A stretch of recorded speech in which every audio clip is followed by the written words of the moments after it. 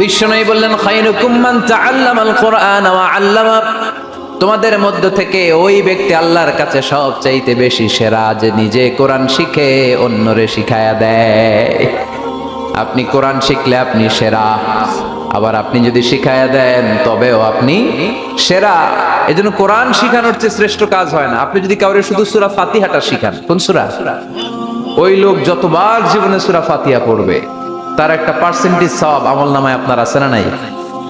আবার ওই লোক যদি কাউরে এই সূরা ফাতিহাটা শিখায়, আবার যারে শিখালে এ যদি আবার আরেকজনরে শিখায়, এভাবে যতজনকে শিখাবে প্রত্যেকের সওয়াব থেকে একটা পার্সেন্টেজ সওয়াব আপনার আমলনামায় দিয়ে দিবে কে? এজন্য কোরআন শিখবো, শিখাবো, শিখবো, শিখাবো। যারা কোরআন জানি না, কোরআন জেনে মরবো। No excuse will be granted that day. সেদিন কোনো অজুহাত আল্লাহ গ্রহণ করবে না। সব পারো, কোরআন পারো না কেন? সবই তো পারো। হিন্দিতে কথা বলতে পারো, ইংরেজিতে কথা বলতে পারো, কোরআন পারলা না কেন? কোনো মাফ করবে আল্লাহ? না।